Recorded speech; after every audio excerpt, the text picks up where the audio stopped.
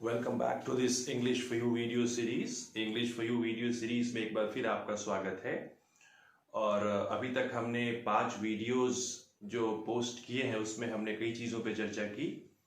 हमने पहले वीडियो में ये बात किया कि किन 4 यूजेस के जरिए हम इंग्लिश को बेहतर तरीके से सीख सकते हैं। दूसरे वीडियो में हमने रीडिंग को लेके चर्चा की कि रीडिंग एक्टिविटी कैसे बेहतर तरीके से की जा सकती है। तीसरे वीडियो में हमने लिसनिंग और स्पीकिंग को लेके बात की थी और उसके बाद के 2 वीडियोस में हमने ये चर्चा की कि हाउ टू फ्रेम सेंटेंसेस, हम सेंटेंसेस कैसे बना सकते हैं। और हमने सीखा था कि रेगुलर एक्टिविटीज यानी जो एक्टिविटीज रिपीटेड होती हैं बार बार और अक्सर होती हैं उन पे हम किस तरह सेंटेंस बना सकते हैं। और जो लास्ट वीडियो हमारा था उसमें हमने ये देखा था कि हम उन पे नेगेटिव और इंट्रोगेटिव सेंटेंसेस कैसे फ्रेम कर सकते हैं दोस्तों। तो आज की क्लास आइए शुरू करते हैं। और जैसा कि आप जानते हैं कि हम अपने क्लासेस को एक सुविचार, एक पॉजिटिव थॉट से शुरू करते हैं। तो आज का जो पॉजिटिव थॉट है वो उसको लेके मुझे एक बात याद आ गई। तब मैं एक बच्चा था और मेरे पिता नियमित रूप से डायरी लिखा करते थे। तो मैं यदा कदा उनके कंधों के पीछे बैठ के देखा करता था कि वो डायरी में क्या लिखते हैं। तो मैं अक्सर देखता कि डायरी के हर पन्ने के सबसे ऊपर वो एक बात लिखते थे जो मैंने यहाँ बोर्ड पे लिख रखा है, attitudes are more important than facts. अर्थात जो हमारा नजरिया होता है किसी चीज को देखने का वो वस्तु स्थिति या यथार्थ से ज्यादा महत्वपूर्ण होता है। उस समय मेरी उम्र कम थी तो मैं अक्सर उनसे पूछता था कि आप ये रोज लिखते हैं, इसका क्या मतलब होता है। तो उन्होंने मुझे बताया कि किसी भी हालात से ज्यादा महत्वपूर्ण हमारा खुद का किसी चीज को देखने का दृष्टिकोण होता है। अर्थात अगर हम उसे बेहतर देखते हैं तो हम उस परिस्थिति से ऊपर आ सकते हैं और हम अगर उसमें परेशानियां देखते हैं तो हम नीचे जाएंगे। तो उन्होंने कहा कि ये चीज मैं रोज अपने आप से दोहराता हूं और ये मेरे मन में बैठती चली जाती है बात। तो दोस्तों बिल्कुल सच बात है। अगर आप सोचते हैं कि आप मुश्किलों में भी अपने लिए रास्ता निकाल लेंगे तो आप हमेशा जीत जाते हैं। और अगर आप ये सोचते हैं कि हर जगह मुश्किल ही मुश्किल है तो फिर आपका नीचे जाना तय है। तो जो हमारा काम है वो ये हमेशा सोचना कि हमारा नजरिया सकारात्मक हो, अच्छा हो और हम प्रगति के रास्ते पर बढ़ते चले। तो आज की क्लास आइए दोस्तों शुरू करते हैं। और आज हम जिस टॉपिक पे बात करने वाले हैं उसको शुरू करने से पहले मैं फिर एक बार अपना रिक्वेस्ट दोहरा दूं आपको कि आपको जब भी इन वीडियोस को ऑन करके बैठना चाहिए तो साथ में एक पेंसिल और एक पेन जरूर रखना चाहिए ताकि जो जरूरी स्ट्रक्चर्स हैं और सेंटेंस बनाने के जो तरीके जो सिखाए गए हैं, जो पैटर्न्स सिखाए गए हैं उनको नोट करें और उस पर सेंटेंस बनाने की, फ्रेम करने की प्रैक्टिस करते रहें। ये जरूरी है, इसलिए एक नोटबुक और एक पेन हाथ पे लेकर जरूर बैठे दोस्तों। तो चलिए आज की क्लास हम शुरू करते हैं। मैं कुछ एग्जाम्पल्स बोर्ड पे लिखूंगा जिसके जरिए आप समझ पाएंगे कि आज हम क्या पढ़ने वाले हैं। मैं बोर्ड पे लिखता हूं, Ravi is in the school bus. He is on the way to school. He is on the way to school. Okay, Ravi school bus में है और वो स्कूल के रास्ते में है। इसका क्या मतलब है? इसका मतलब है Ravi is going to school. Ravi is going to school. Okay. इसका आप क्या अर्थ निकालेंगे? Ravi is in the school bus. Ravi school bus में है और वो स्कूल जाने के रास्ते में है। इसका मतलब क्या उसने स्कूल जाने का काम शुरू कर दिया है? हाँ, उसने शुरू कर दिया है। क्या वो स्कूल पहुंच चुका है? नहीं, अभी वो रास्ते में ही है। तो जब हम किसी काम को शुरू कर देते हैं और हम अभी उसे खत्म नहीं किए होते तो हम इस तरह के सेंटेंसेस बनाते हैं। मैं एक आध और सेंटेंसेस आपके लिए लिखना चाहूंगा। For example, I am talking to you. I am talking to you. Likewise, you are listening to me. You are listening to me. आप इन तीनों एग्जाम्पल्स पे गौर करें। पहले एग्जाम्पल में हमने लिखा Ravi is going to school. Ravi कहां जा रहा है? स्कूल जा रहा है। It means he has started the activity, उसने इस एक्टिविटी को शुरू कर दिया है, and has not finished it yet, और उस एक्टिविटी को उसने खत्म नहीं किया। दूसरे सेंटेंस में right now I am talking to you, it means I have started talking to you but have I finished talking, क्या मैंने बात करना खत्म कर दिया है? नहीं, मैं अभी भी आपसे बात कर रहा हूं। तीसरे एग्जाम्पल में आप देखिए you are listening to me, आप मेरी बात सुन रहे हैं। तो क्या आपने मेरी बात सुनना शुरू कर दिया? आंसर है यस, आपने मेरी बात सुनना शुरू कर दिया है, और अभी भी आप मेरी बात सुन रहे हैं, इसका मतलब अभी ये काम खत्म नहीं हुआ। तो दोस्तों, उन तमाम एक्टिविटीज के लिए जो शुरू हो चुकी है और जो अभी खत्म नहीं हुई, हम इस तरह से सेंटेंसेस फ्रेम करते हैं। ओके, और एक बात आप इन तीनों ही एग्जाम्पल्स में गौर करेंगे कि इन तीनों ही एग्जाम्पल्स में हम ये शो कर रहे हैं, हम ये दिखा रहे हैं कि हम उस एक्टिविटी, उस एक्ट के बीच में है। We are in the middle of actions, in the middle of the actions, यानी हम काम के बिल्कुल बीच में हैं। ध्यान से देखिए, Ravi is going to school, I am talking to you, you are listening to me. इसका क्या मतलब है? They are ongoing actions, they are ongoing actions, यानी इन एग्जाम्पल्स में जो एक्ट्स, जो एक्टिविटीज हमने दिखाए हैं, जो काम हमने दिखाए हैं, उनकी कैरेक्टरिस्टिक्स पे आप गौर करेंगे, उनकी विशेषताओं पे आप गौर करेंगे, तो आप पाएंगे कि दो चीजें मुख्य रूप से सामने आ रही है। पहला कि इन तीनों ही एग्जाम्पल्स में जो सब्जेक्ट्स हैं, पहले वाले में सब्जेक्ट है रवि, दूसरे में सब्जेक्ट है आई, और तीसरे में सब्जेक्ट है you. Ravi is going to school, school कौन जा रहा है? रवि। बात कौन कर रहा है? आई, मैं। यू आर लिसनिंग, सुन कौन रहा है? यू। ये तीनों ही डूअर्स हैं, ये तीनों ही सब्जेक्ट्स हैं। तो ये तीनों ही जो एक्शन कर रहे हैं, उस एक्शन को इन्होंने करना शुरू कर दिया है, अभी खत्म नहीं किया।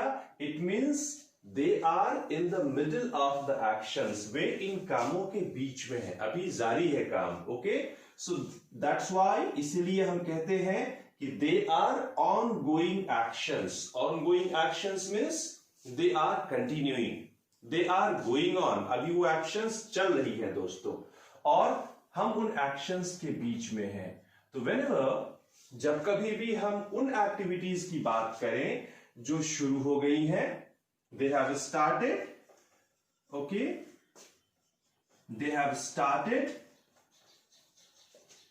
they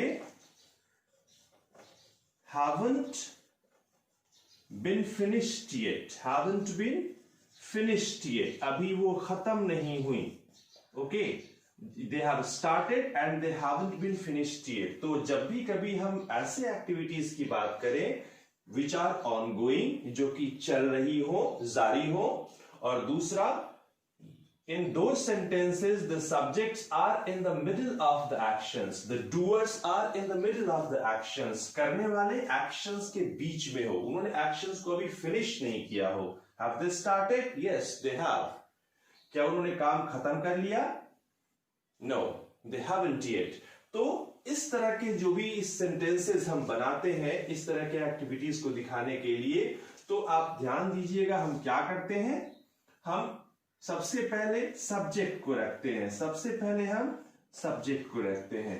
उसके बाद आप पहले सेंटेंस में देखिए, हमने एम रखा, दूसरे में हमने आर रखा, और सबसे पहले वाले में हमने इज रखा था। Ravi is going to school, हमने इज का प्रयोग किया था। I am talking to you, इसमें हमने एम का यूज किया था। And you are listening to me, इसमें हमने आर का यूज किया था। तो हम सब्जेक्ट के बाद इज या एम या आर का यूज करते हैं। उसके बाद दोस्तों, जो हमने मुख्य क्रिया, मेन वर्ब यूज किया था, पहले वाले में हमने गोइंग यूज किया, दूसरे में हमने आई एम टॉकिंग में टॉकिंग यूज किया, और यू आर लिसनिंग जो हमारा तीसरा एग्जाम्पल था उसमें हमने लिसनिंग यूज किया। अब गौर से देखेंगे तो आप पाएंगे कि हम पहले रूप में आईएनजी जोड़ के यूज कर रहे हैं। इट मींस हम वर्ब के आईएनजी फॉर्म का यूज कर रहे हैं। किस फॉर्म का यूज कर रहे हैं? आईएनजी फॉर्म का यूज कर रहे हैं वर्ब के।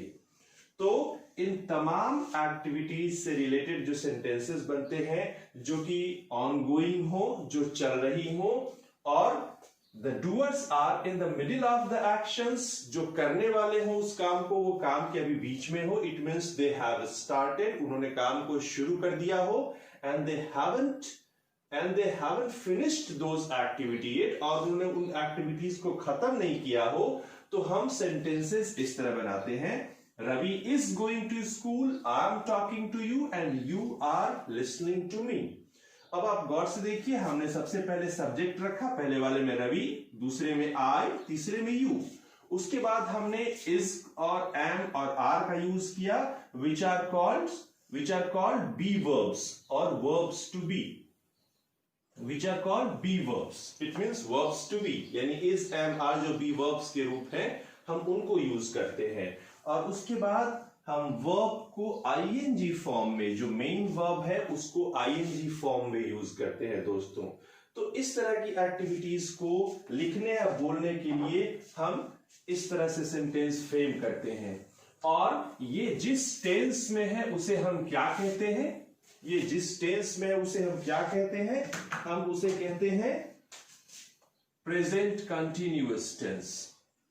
प्रेजेंट कंटिन्यूअस टेंस, उसे हम कहते हैं प्रेजेंट कंटिन्यूअस टेंस।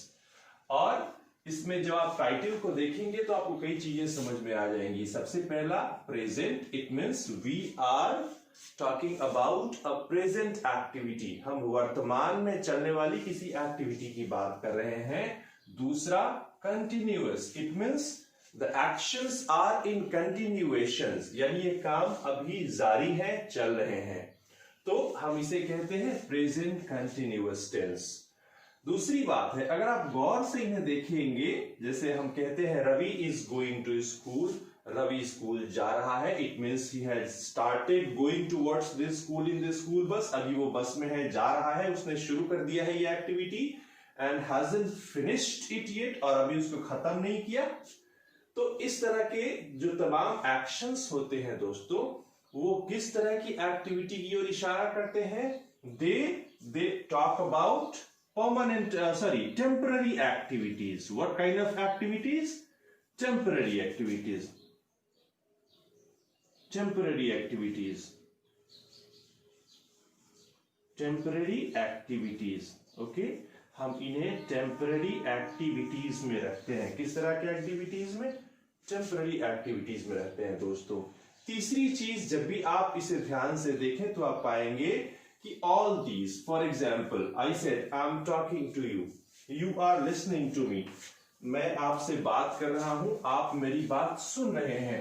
तो आप अगर इनको गौर से देखेंगे तो आप पाएंगे कि ये जो एक्टिविटीज है happening at the time of speaking, they are happening, sorry, let me write it with a black marker much better, they are happening at the time of speaking, they are happening at the time of speaking, ये उस समय हो रही है जब हम ये बात कर रहे हैं। It means when I say I am talking to you, मैं आपसे बात कर रहा हूं, इट मीन्स कि राइट नाउ, अभी ये घटना हो रही है। You are listening to me, आप अभी मेरी बात सुन रहे हैं। तो प्रेजेंट कंटिन्यूअस टेंस में हम उन एक्टिविटीज की बात करते हैं basically which are happening at the time of speaking, जो कब हो रही है? हम जब बात कर रहे हैं तब हो रही है। Now I am writing some other kind of examples. अब मैं कुछ दूसरे प्रकार के एग्जाम्पल्स बोर्ड पे लिखूंगा। For example, nowadays I am reading a beautiful novel, a beautiful novel। दूसरा एग्जाम्पल है, Hari is reading और Hari is learning French nowadays. Hari is learning French these days. आप दोनों ही एग्जाम्पल्स को गौर से देखें तो आप पाएंगे व्हेन आई से nowadays I am reading a beautiful novel, आजकल मैं एक बहुत ही अच्छा उपन्यास, बहुत ही सुंदर उपन्यास पढ़ रहा हूं। और दूसरा, Hari is learning French these days, आजकल हरी फ्रेंच सीख रहा है।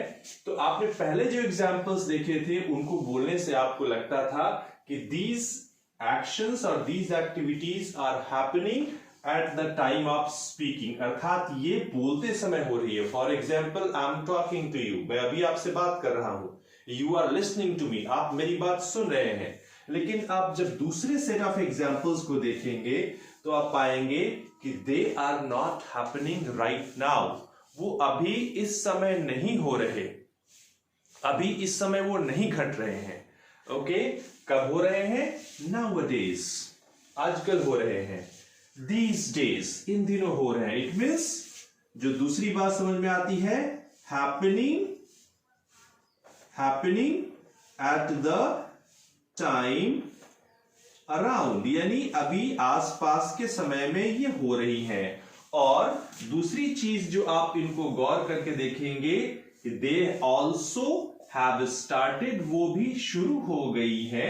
they have started and haven't been finished yet, वो भी अभी खत्म नहीं हुई है।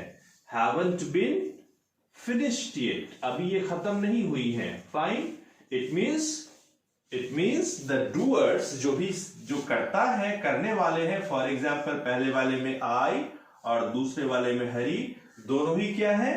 in the middle of the actions। कब एक्शंस में किस पोजीशन पे है वो? they are in the middle of the actions, they are in the middle of the actions, it means वो भी अभी actions के बीच में है। तो पहले वाले एग्जांपल्स में आपने देखा कि we are talking about things which are happening at the time of speaking, यानी ये वो बातें जो तब हो रही हो जब हम बोल रहे हैं, और ये भी शुरू हो चुकी थी और शुरू हो गई है और अभी वो खत्म नहीं हुई है। इट मीन्स पहले वाले एग्जाम्पल्स में भी जो डूअर्स थे, रवि या फिर आई या फिर यू, ये सब एक्शंस के मिडिल में थे, बीच में थे। दूसरा जो सेट ऑफ एग्जाम्पल्स है उसमें भी जो डूअर्स हैं उन्होंने काम को शुरू कर दिया, खत्म नहीं किया, और अभी वो जो एक्टिविटीज हैं उनके बीच में ही थे। It means both kind of examples are referring to a situation where we are in the middle of the actions। दोनों ही स्थितियों में हम उन situations की बात कर रहे हैं जहां एक्शन शुरू हो गई, खत्म नहीं हुई। It means we are in the middle of the actions। तो present continuous tense में पहली situation थी things happening at the time of speaking। It means हम उन चीजों के बारे में बात कर रहे हैं जो अभी हो रही है। और जो दूसरे एग्जाम्पल्स आपने देखे उससे कौन सी बात निकल के आती है कि happening in the time around, we talk about things which are happening in the time around। okay, अभी आसपास के समय में हो रही है, right now, इस समय नहीं हो रही, लेकिन इन दिनों हो रही है, आजकल हो रही है। तो whenever we talk about certain situations, for example things happening at the time of speaking, वो बातें जो तब हो रही हो जब हम बोल रहे हो, या फिर दूसरे आसपास के समय में हो रही हो, इन दिनों हो रही हो, आजकल हो रही हो, तो we use present continuous tense structure. वो स्ट्रक्चर क्या है? सबसे पहले हम सब्जेक्ट को रखते हैं, ध्यान से देखिए, दोनों ही एग्जाम्पल्स में हमने यही किया। फिर उसके बाद हमने बी वर्ब्स को रखा, बी वर्ब्स में इज, एम, आर फॉर्म हमने यूज किया। किसी सब्जेक्ट के साथ इज, ही, शी, इट के साथ हम इज यूज करते हैं, सिंगुलर्स के साथ हम इज यूज करते हैं, आई के साथ हम एम यूज करते हैं, और यू, वी, दे, और जो प्लूरल सब्जेक्ट्स हैं उनके साथ हम क्या यूज करते हैं? आर यूज करते हैं। उसके बाद जो हमारे मेन वर्ब्स थे दोनों ही एग्जांपल्स में, जैसे रीडिंग, लर्निंग, आप देख लीजिए सब के सब वर्ब के आईएनजी फॉर्म्स हैं। कौन से फॉर्म्स हैं? आईएनजी फॉर्म्स हैं। तो दोस्तों हमने ये सीखा कि हम प्रेजेंट कंटिन्यूअस टेंस में दो सिचुएशंस में सेंटेंसेस फॉर्म करते हैं। सबसे पहले they are happening at the time of speaking, दूसरा they are happening in the time around, यानी अभी या आसपास के समय में होना, भले इस वक्त ना होना। तो ये प्रेजेंट कंटिन्यूअस टेंस है। और कुछ और चीजें मैं आपको बता दूं, कुछ फ्रेजेस हैं जिनका अक्सर हम प्रेजेंट कंटिन्यूअस के सेंटेंसेस बनाने में यूज करते हैं। वो कौन से फ्रेजेस हैं, आप उनको देख लें और खुद जब आप अंग्रेजी बोलें और इन सिचुएशंस के बारे में बात करें या फिर लिखें तो उन फ्रेजेस का यूज आप कर सकते हैं। वो फ्रेजेस कुछ इस प्रकार है, very simple, they might be word और वर्ड्स और group of words. For example, today, this week, this month, this fortnight, fortnight 15 दिनों का पीरियड होता है, इसको पखवाड़ा कहते हैं हिंदी में। this year, nowadays, these days, etc. तो हम इन फ्रेजेस का या वर्ड्स का यूज अपने प्रेजेंट कंटिन्यूअस के सेंटेंसेस को बनाने में कर सकते हैं। For example, I M cleaning my room today. आज मैं क्या कर रहा हूं, मैं आज अपने कमरे की सफाई कर रहा हूं। Okay, this week I am helping my father in his work। मैं क्या कर रहा हूं, मैं इस वीक अपने फादर की मदद उनके काम में कर रहा हूं। वैसे ही we can frame sentences with this fortnight, this year, nowadays, these days। तो ये कुछ फ्रेजेस हैं जिनका हम अक्सर प्रेजेंट कंटिन्यूअस के सेंटेंसेस में यूज करते हैं दोस्तों। तो आज आपने सीखा कि प्रेजेंट कंटिन्यूअस टेंस का मतलब उन सिचुएशन से होता है when we are talking about things, जब हम उन चीजों की, उन एक्शंस की बात कर रहे हैं जो या तो eight the time of speaking, बोलते समय घट रही हो, या इन द टाइम अराउंड, जो आसपास के समय में घट रही हो, जो शुरू हो चुकी हो, जो अभी खत्म नहीं हुई हो। आने वाले वीडियो में हम इन पे नेगेटिव्स और इंट्रोगेटिव्स, नकारात्मक और प्रश्नवाचक वाक्य कैसे बनाएं, इसकी चर्चा करेंगे। और चूंकि ये टेम्पररी सिचुएशंस को इशारा करती है, टेम्पररी सिचुएशंस की ओर इशारा करती हैं, तो टेम्पररी सिचुएशंस का मतलब होता है अस्थायी। इट मींस ये हमेशा नहीं रहने वाली। ये टेम्पररी सिचुएशंस, इट मींस ये शुरू हो गई है, खत्म भी हो जाएंगी, दे विल नॉट रिपीट। तो ये टेम्पररी सिचुएशंस हैं। तो हम इनका जो कंपैरिजन है वो परमानेंट एक्शंस के साथ करेंगे, उन एक्शंस के साथ जो अक्सर होती रहती है, बार बार रिपीट होती रहती है, या फिर जो परमानेंट सिचुएशंस की ओर इशारा करती हैं, तो उनके साथ जब हम इनको कंपेयर करेंगे तो इनको और बेहतर समझ पाएंगे। तो इंतजार कीजिए आने वाले वीडियो का। तब तक के लिए शुभ विदा, थैंक यू वेरी मच। और अगर मेरा वीडियो पसंद आया हो तो इसको लाइक जरूर करें और सब्सक्राइब करें। Thank you.